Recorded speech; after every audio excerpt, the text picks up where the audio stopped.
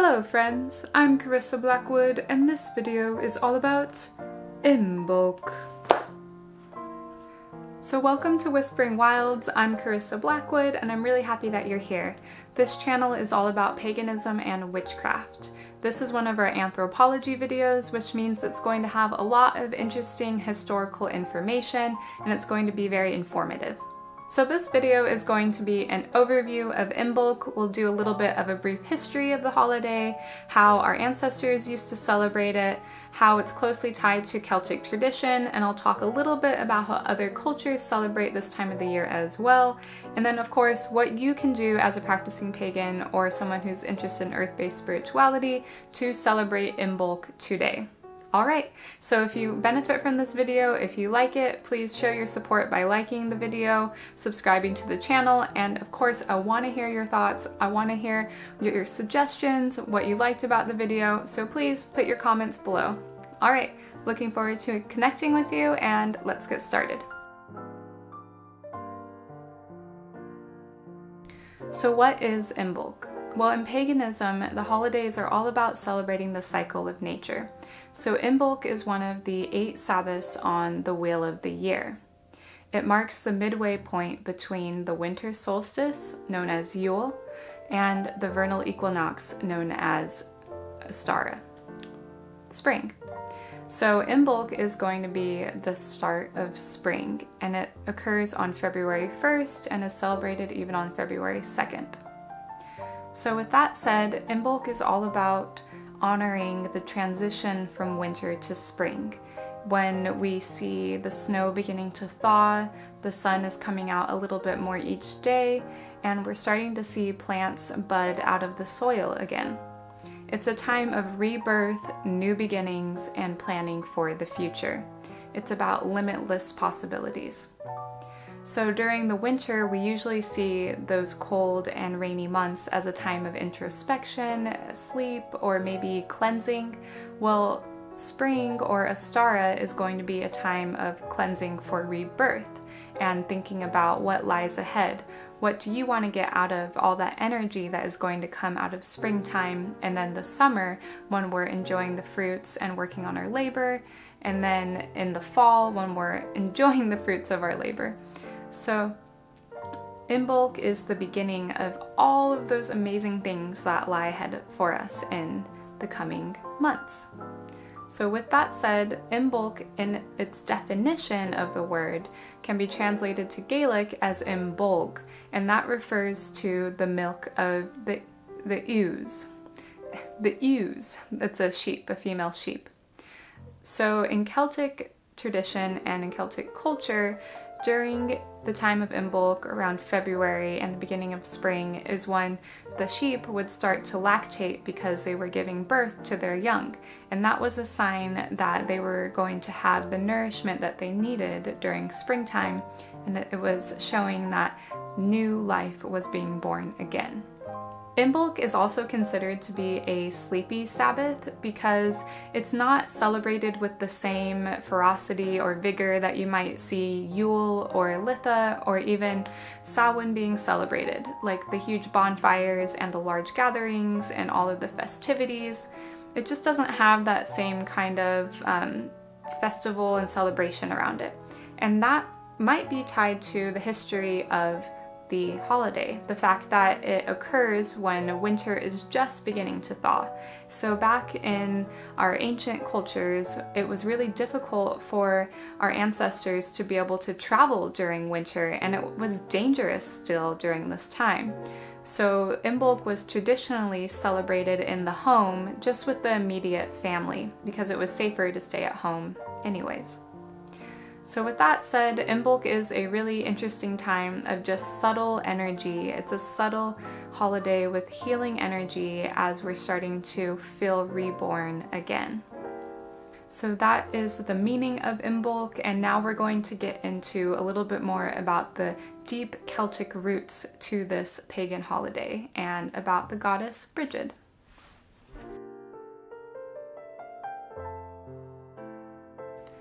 Imbolc is a holiday that is very closely tied to Celtic tradition, and one reason for that being is that on Imbolc the Celts would celebrate the goddess Brigid.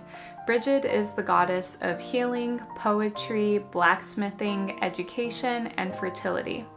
Many pagans still worship her today as their matron deity.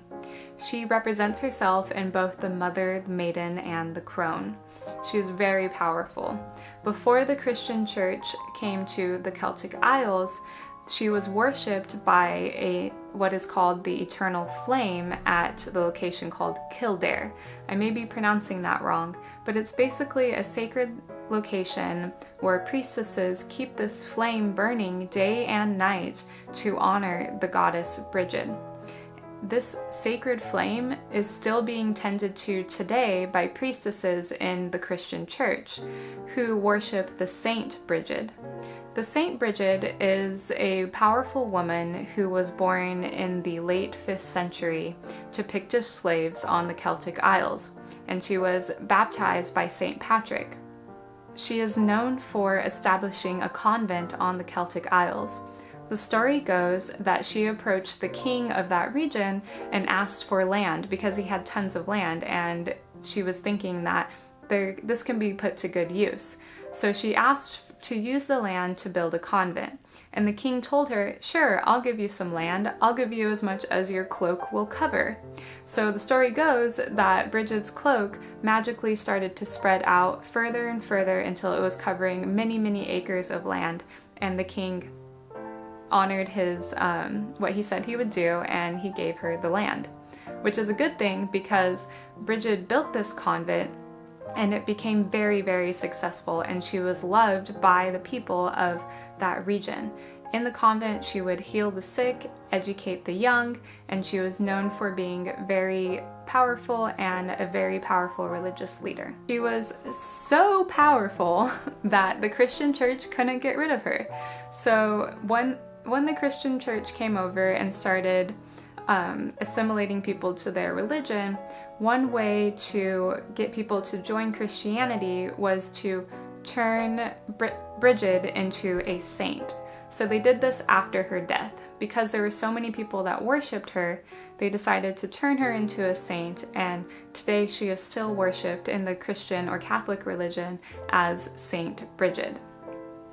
So Saint Brigid and Goddess Brigid are very loved by many, and they are worshipped still at Kildare with the sacred flame, and there's actually a well that is known to be protected by the Goddess Brigid, who is known as the keeper of the sacred well.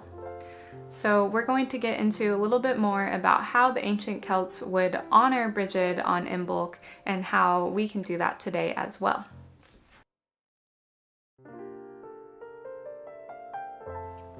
Now let's get into how the ancient ancestors used to celebrate Imbolc. Well, because it was very closely tied to the goddess Brigid, they would honor her by creating dolls in her likeness out of grass or wheat and different plant materials. They would also create what is called the Brigid's Cross. It's a symbol of protection that they would place outside of their home, and it was said that Brigid would come by at night and protect their home from any negativity or evil. Another thing that they would do to celebrate Imbolc was to light all the candles in their house. By doing this, you're representing that the sun is returning again. They would eat cakes, and they would also feast on the milk and produce cheese from the milk of the ewes. And something that I thought was interesting that I read was at nighttime, once the fire had died out, they would place a candle in the ashes, and if the ashes were disturbed at night, it was believed that they were blessed by Brigid and it was going to be a good omen for the spring. So for the ancient people, Imbolc was a time to celebrate that they were alive, that they survived winter. So all of these celebrations were focusing on the fact that they had made it through the harsh and desolate winter and that spring was coming again.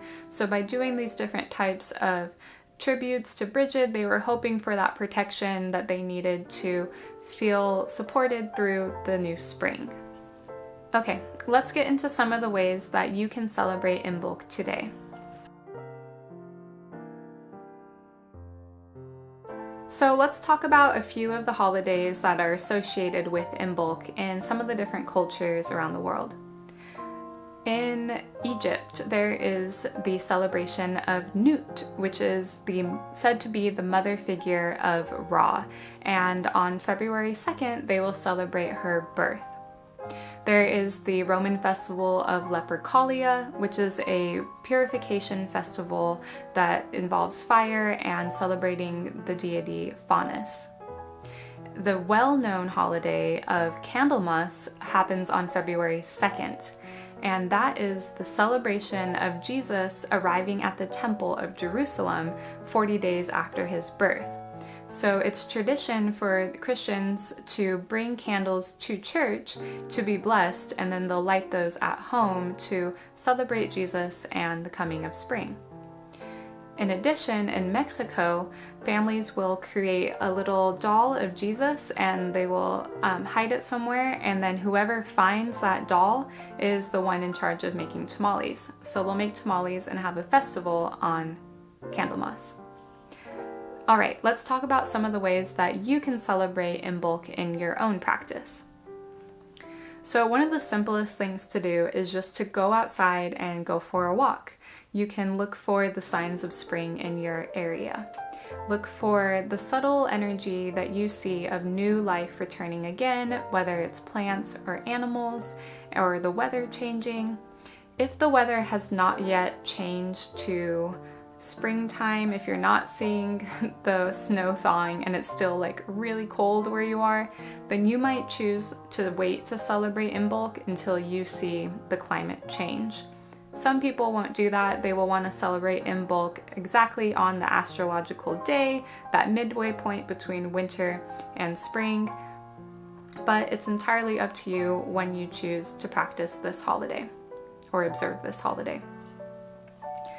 So another great thing that you can do to celebrate Imbolc that's more symbolic of your own desires is to plant a seed.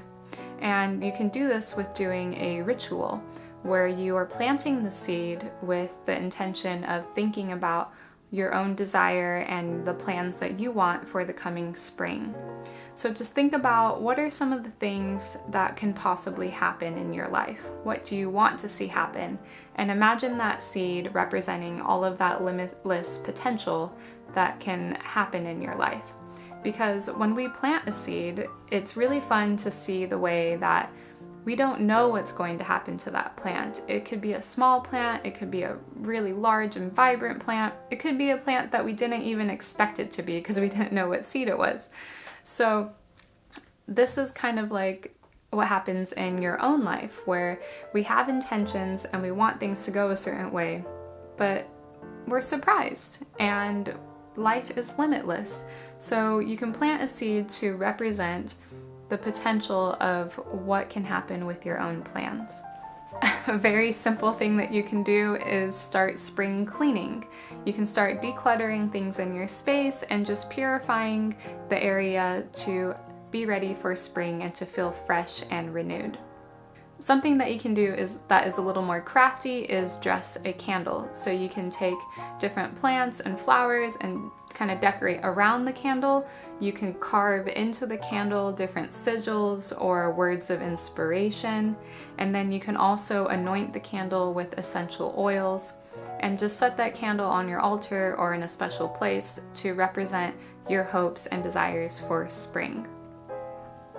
You can also do a candle blessing where you take all your candles and you do a dedication for spring and the new year. And you can do that as a way to represent the coming of light and the return of the sun as the days begin to lengthen. Perhaps you can use the candles that you've blessed in a ritual to rededicate yourself to deities and projects and commitments that you have. Imbolc, since it's a start of new beginnings, is a great time to focus on your rededications and recommitting yourselves to those special things in your life. The last little crafty thing that you can do is to create a Bridget's cross of your own. So you take different pieces of grass, maybe corn or wheat, and you fold them into a Bridget's cross, and then you put them somewhere in your room for protection, or you can do the traditional thing of putting it outside of your home and then wishing for Bridget to come at night to bless you with protection. So to celebrate Imbolc, just honor the deity or the goddess of your choice that represents Mother Earth. That will help you feel supported and connected to the subtle energies of Imbolc. Some of the colors associated with Imbolc are pink, yellow, light green, and white, so you can use those with your decorations. Alright, I really hope that this video helped you to learn more about Imbolc, that it was informative and will inspire you to celebrate this beautiful time of the year and the beginning of spring.